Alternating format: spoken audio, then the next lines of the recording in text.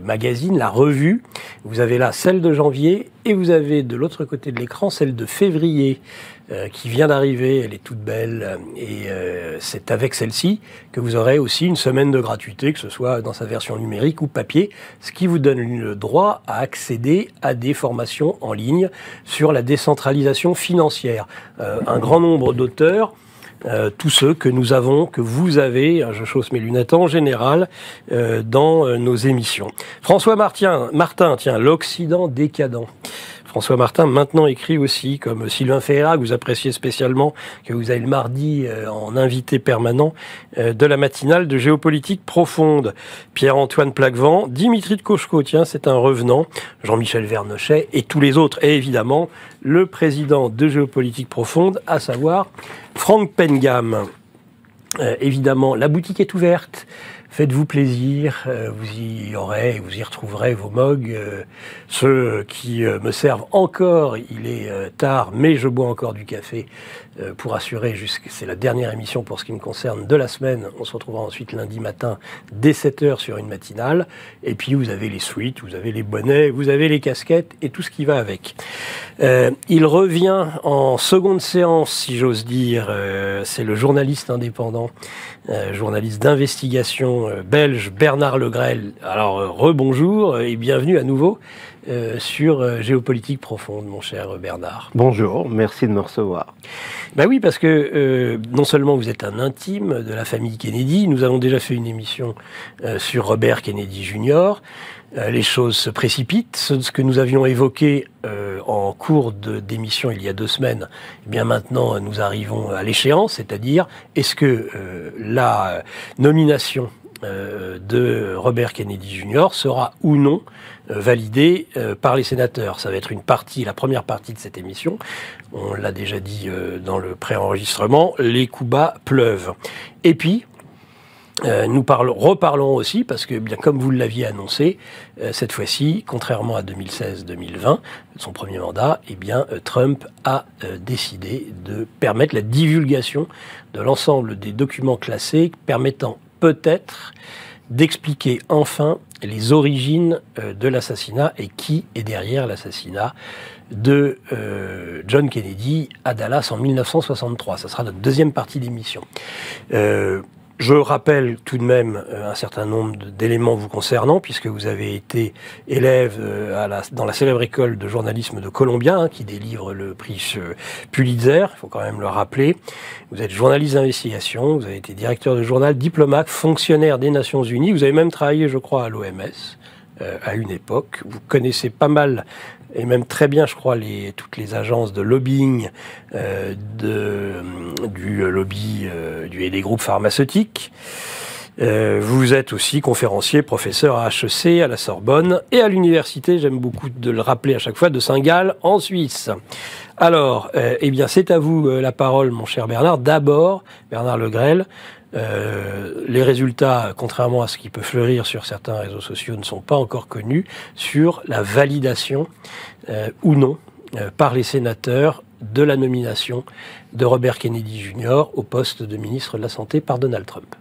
Oui, il faudra attendre la semaine prochaine, je crois mardi ou mercredi, pour la séance plénière. Je rappelle qu'il y a 100 sénateurs, il y en a 47 démocrates qui vont voter sauf surprise contre, donc il a la majorité. En cas de 50-50, le vice-président des États-Unis, qui est aussi le président du Sénat, a une voix et donc fait passer le dossier, la nomination.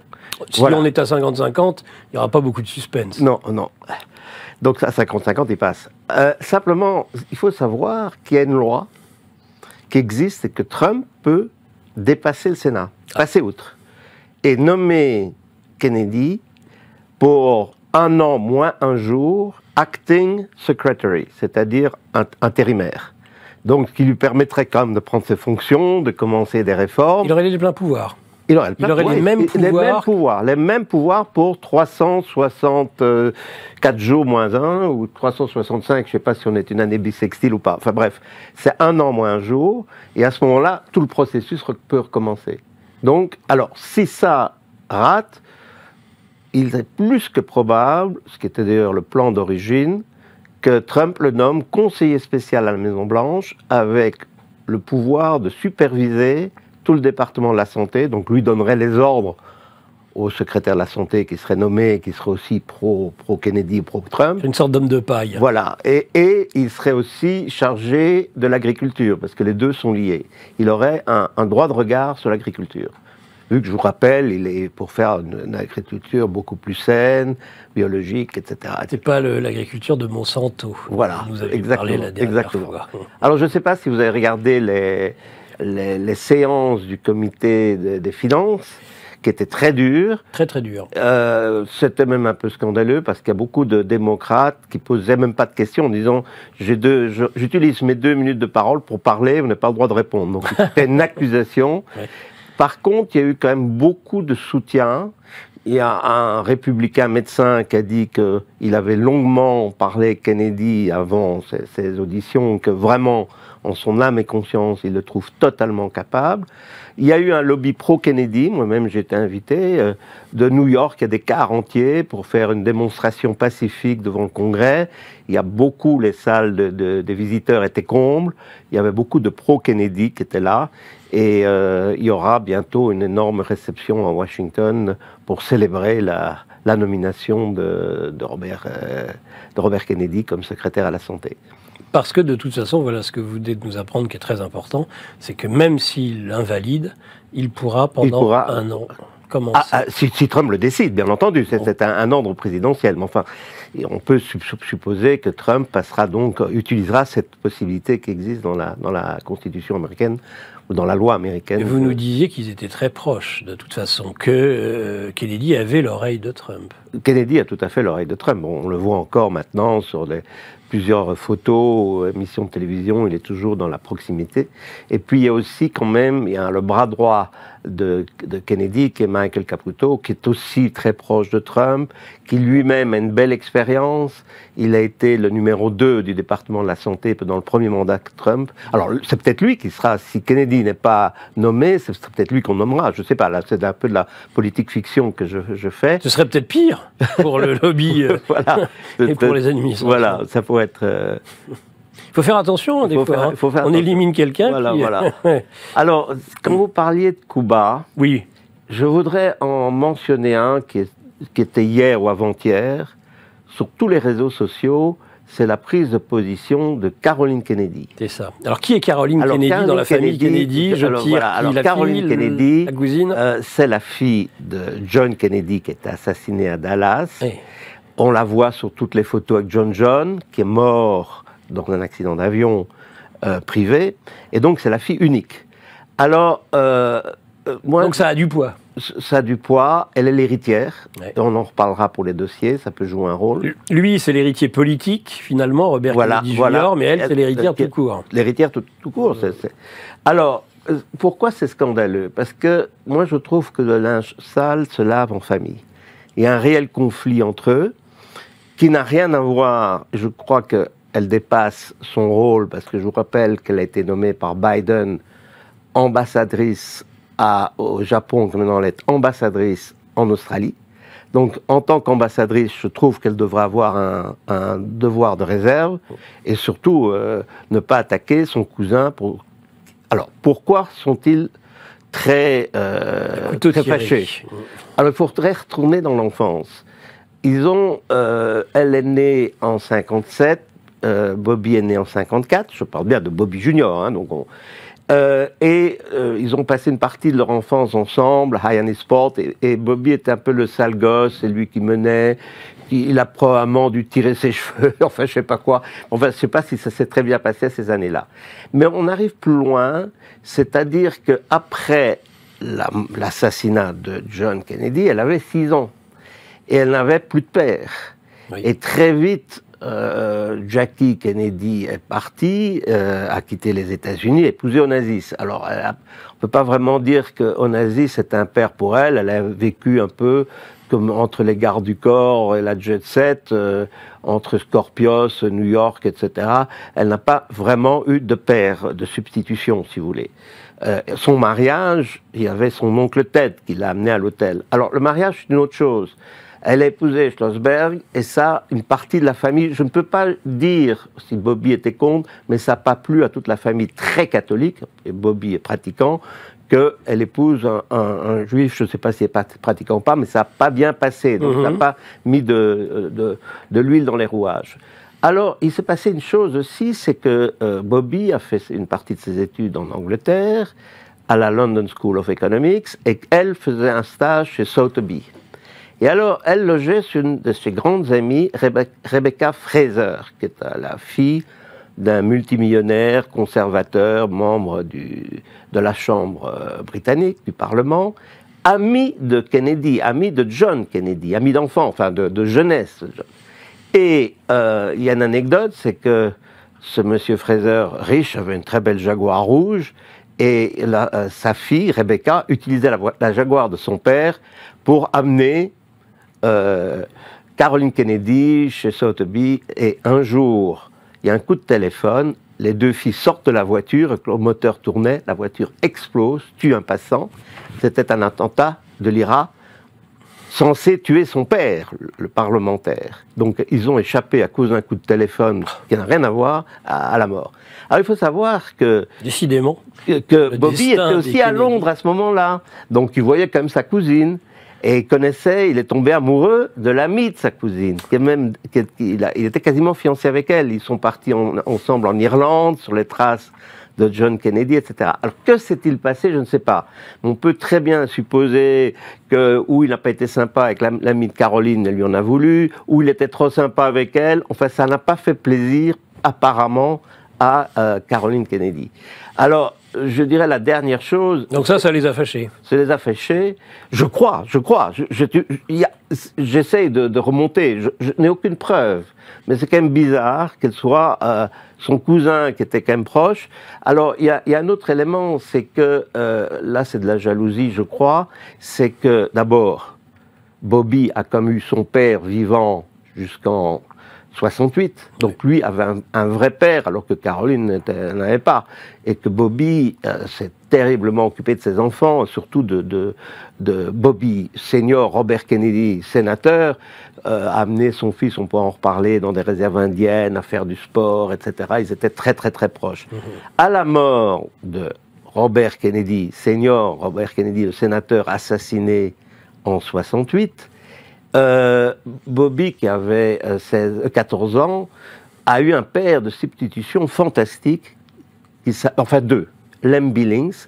Alors il faut expliquer qui est Lem Billings. Lem Billings est le meilleur ami de JFK, de John Kennedy, assassiné à Dallas. C'est des amis d'enfance de l'école, et ils sont restés amis toute leur vie. Il était témoin au mariage, et tellement amis qu'il avait une chambre permanente à la Maison-Blanche. D'ailleurs, tout le monde le croyait qu'il faisait partie des services secrets. Et il y a même une anecdote qui a dit « Mais que fait Lem Billings à la Maison-Blanche ?» Un ami de Jackie dit « Mais qu'est-ce qu'il fait ?» Elle dit « Oh, c'est mon invité permanent depuis que je suis première dame. » Il habitait là. Et il était tellement proche que le père des Kennedy, Joe Kennedy, l'ambassadeur, lui disait « C'est mon 5e, 6e fils, c'est mon fils supplémentaire. » Et il passait toutes ses vacances aussi dans leur maison en Floride. Donc, que Lem Billings s'occupe de Robert Kennedy, elle n'avait pas de père, lui a deux pères de remplacement, lui et l'autre oncle, Sal Shriver, qui est le beau-frère qui a épousé Eunice, et lui est parti avec Bobby en Afrique, etc. Donc, est-ce qu'elle a été un peu jalouse que le meilleur ami de son père s'occupe de Bobby et pas d'elle? Est-ce qu'elle était un peu jalouse que un autre oncle préféré parte en voyage et s'occupe beaucoup de Bobby, et plus personne, la famille il y avait une rupture quasiment, parce que les Kennedy ont très mal pris, le public américain aussi très mal pris, que Jackie Kennedy épouse Onassis. Donc vous voyez, elle a été séparée de la famille. Ouais. Et alors, la goutte d'eau, il y a deux gouttes d'eau qui ont fait déborder le vase, d'abord politique, c'est que toute la famille, surtout elle, a soutenu dans les primaires Obama, et Bobby Kennedy Jr., donc on parle aujourd'hui, a soutenu Clinton. Donc ils n'étaient pas d'accord. Et lui l'a fait par... Clinton, Hillary. Hillary, pardon, Hillary Clinton. Hillary Clinton, et il a même fait de la pub pour elle parce que Hillary l'avait soutenu pour devenir sénateur, et lui n'a pas voulu. Il pouvait avoir un siège de sénateur parce qu'il y avait un siège vacant, et il pouvait faire la demande, il aurait certainement été élu, mais il avait 6 enfants, il voulait Bobby Junior, il voulait s'occuper de ses enfants, et c'était trop tôt pour entrer en politique. Donc, vous voyez, ça n'a pas fait plaisir. Et alors, la goutte d'eau finale, c'est qu'elle a été nommée par Biden ambassadrice, et qu'elle était persuadée que Biden ou Kamala Harris, enfin, Biden d'abord, ensuite Kamala Harris, allait l'emporter, et elle aurait été encore ambassadrice, ou elle aurait eu un autre poste à haute responsabilité. Et là, elle n'a plus de carrière. Oui. Donc ça fait pas plaisir. Et alors, elle est persuadée que... Ça, nos médias se gardent bien de nous donner cet aspect-là, de l'histoire. Mais je ne comprends pas les journalistes. On peut trouver beaucoup de choses sur Internet. Il faut un peu réfléchir, trouver, et puis dire, qu'est-ce qui n'a pas marché entre eux. Ensuite, il y a un livre qui est sorti il y a quelques mois, de Dick Russell. Je ne sais pas s'il a été traduit aujourd'hui en français. C'est un des meilleurs amis de Bobby Kennedy, et qui a écrit le vrai Robert Kennedy, The Real RFK, le vrai Robert Kennedy Jr., qui est très très intéressant, qui est bourré d'anecdotes, où on trouve beaucoup de choses. C'est lui qui a écrit l'histoire de la fille Fraser comme étant la fiancée de Bobby. Donc vous voyez, on peut faire un peu de recherche et dire qu'est-ce qui n'a pas marché.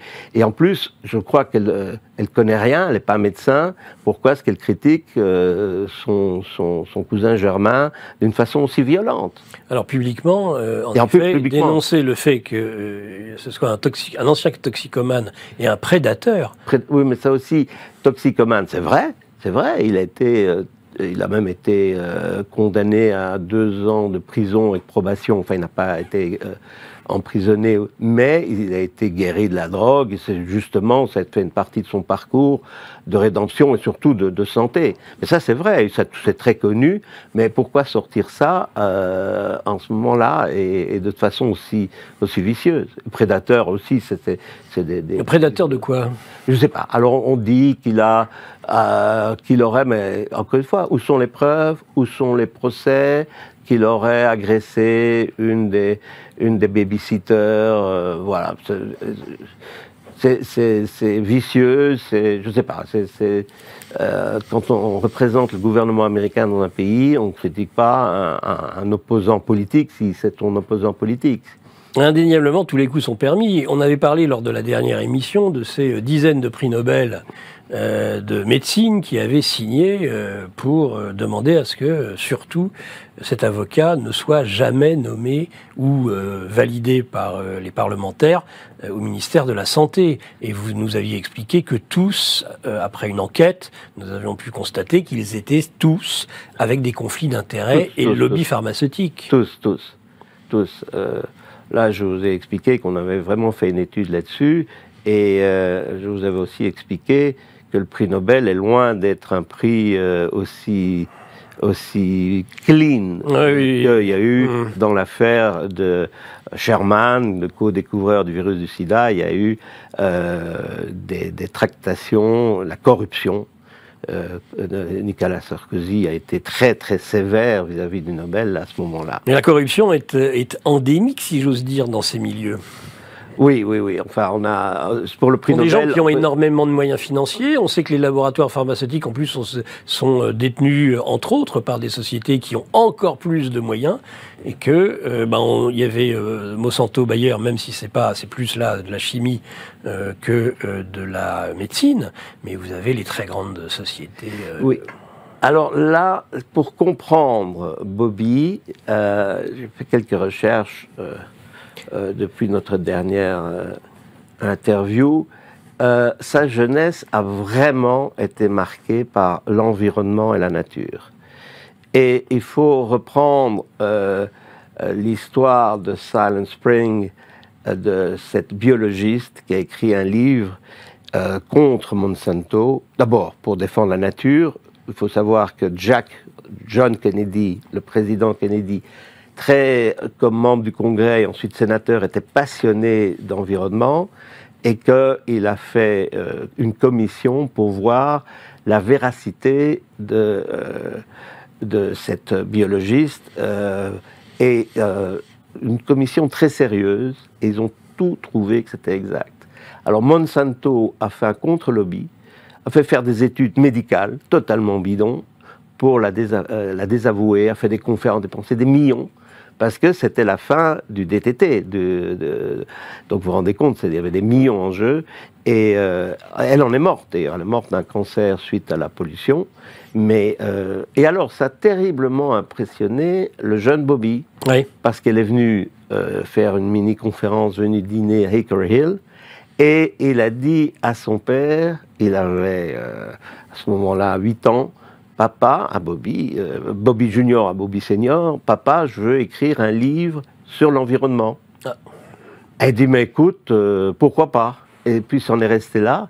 Et alors, il a écrit une lettre à Dear Jack, I would like to see you. C'est tout, sur son beau papier à lettres qu'il avait reçu pour Noël, au président des États-Unis. Et il a été reçu, et c'est l'histoire de la salamandre. Ah, et il a été reçu par le président dans le bureau ovale, et il avait pêché, voilà la photo d'ailleurs, une petite salamandre dans la piscine familiale qui était... Et il l'avait mis dans un bocal. Et donc là, vous avez JFK et donc son petit-neveu. Et son petit-neveu, avec la petite salamandre qu'on reconnaît dans le bocal. Et il a offert cette petite salamandre. Et alors, Jack, son oncle, a dit, mais si tu veux faire... Et alors, lui a organisé le lendemain un rendez-vous avec le secrétaire à l'intérieur qui s'occupait de l'environnement à l'époque, pour qu'il puisse, le petit Bobby, puisse faire son enquête. Et alors, toute sa vie, d'ailleurs, il a fait du rafting, etc. Mais encore une fois, étant jeune, avec ses frères et sœurs, il était horrifié. Ils habitaient donc Hickory Hill, qui est à 40 km de Washington, un peu dans la nature, qu'on construise une nouvelle route et qu'il y avait des bulldozers qui abattaient les arbres. Alors, ils ont dit les oiseaux, etc. C'est horrible. Alors, la nuit, ils allaient voler le matériel, les pelles, etc., pour essayer de stopper les travaux. Alors, ils étaient surpris par un garde qui a tiré dessus, d'ailleurs, avec un fusil de chasse, pas du plomb, mais du gros sel, et puis ils se sont fait amonester très vertement par Bobby Senior pour avoir été volé du matériel, de se chanter. Mais c'est peut-être pour vous dire, parce qu'à Hickory Hill, il y avait 11 chevaux, 2 chèvres, un cochon, une vache, 13 chiens, la petite salamandre, des grenouilles, etc. Donc c'est un homme de la nature, de l'environnement, et puis après ça, dans sa carrière, il a fait plus de 400 procès contre les entreprises chimiques, et c'est grâce à lui que le Hudson est propre, parce que le Hudson, c'était une décharge publique, il n'y avait plus de poissons vivants, etc. Et c'est comme ça, il a créé l'association Riverkeeper, et puis il a fait ça pour beaucoup d'autres rivières, et beaucoup d'autres grands dossiers de l'environnement. C'est étonnant, hein, dans un monde qui ne jure que par l'environnement, où il n'y aurait plus que ça d'important, réparer la terre, réparer la nature. On a là un homme, justement, qui est sur ces convictions-là, et on va lui chercher des poux dans la tête. Exactement. Sur d'autres sujets, c'est bien la preuve qu'il y a des arrière-pensées, c'est la preuve que ce qu'il nous raconte et nous bassine sur l'environnement, c'est totalement bidon, en tout cas il n'y croit pas, et qu'il y a d'autres enjeux derrière. Hein. Tout à fait. Vous aimez nos émissions ? Ouais. Vous aimez les différents formats qu'on vous propose ? Ouais. Tant mieux, car vous allez adorer notre revue mensuelle. Et pourquoi ? Car on a recruté les meilleurs experts pour vous offrir des analyses sans tabou sur les sujets clés de notre société, économie, politique, criminalité d'État, technosciences, mondialisme. Et on vous livre bien sûr toutes nos solutions financières pour préparer votre avenir. Oh, l'avenir, c'est ce qu'on a inventé de mieux pour gâcher le présent. Cliquez sous la vidéo pour recevoir votre revue dans votre boîte aux lettres et avoir accès aux meilleures informations qu'on ne peut pas dire sur YouTube.